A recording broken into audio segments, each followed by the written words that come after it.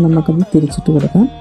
തിരിച്ചിട്ട് കൊടുത്തിട്ട് നമുക്ക് വീണ്ടും ബാക്കി സമയത്തിനൊക്കെ സെറ്റ് ചെയ്ത് വെക്കാം.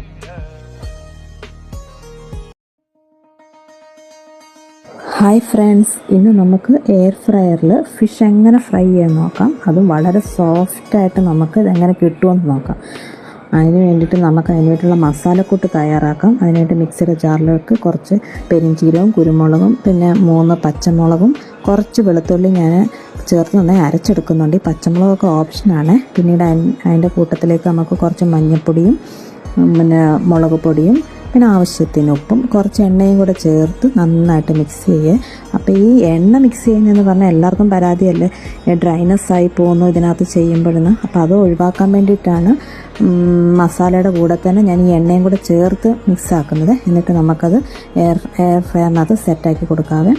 സെറ്റാക്കി കൊടുക്കുമ്പോൾ നമുക്കതിനകത്ത് ഫിഷ് ഫ്രൈഡ് ഓപ്ഷൻ വരും. അപ്പോൾ 180 ഡിഗ്രിയിൽ 20 മിനിറ്റാണ് ഞാൻ ഇത് വെക്കുന്നത്. അപ്പോൾ പകുതി സമയമാകുമ്പോൾ ഞാൻ ജസ്റ്റ് ഒന്ന് എടുത്ത് നോക്കുന്നുണ്ട്. ഏകദേശം 10 മിനിറ്റ് കഴിഞ്ഞപ്പോൾ നമ്മുടെ ഫിഷ് ഫ്രൈ ഈ രീതിയിലാണ് കിട്ടിയിരിക്കുന്നത്. നന്നായിട്ട് തന്നെ കിട്ടിയിട്ടുണ്ട്.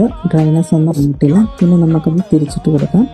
തിരിച്ചിട്ട് കൊടുത്തിട്ട് നമുക്ക് വീണ്ടും ബാക്കി സമയത്തിനൊക്കെ സെറ്റ് ചെയ്ത് വെക്കാം.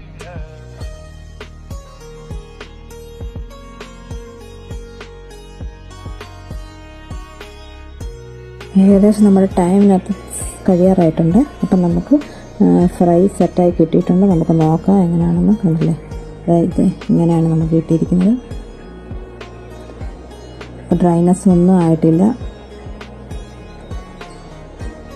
വളരെ സോഫ്റ്റായിട്ട് തന്നെയാണ് നമുക്ക് കിട്ടിയിരിക്കുന്നത്. അപ്പോൾ എല്ലാവരും ഇങ്ങനെ ഒന്ന് ട്രൈ ചെയ്ത് നോക്കണം. അപ്പോൾ അത്രയേ ഉള്ളൂ ഫ്രണ്ട്സ്. ഓക്കെ.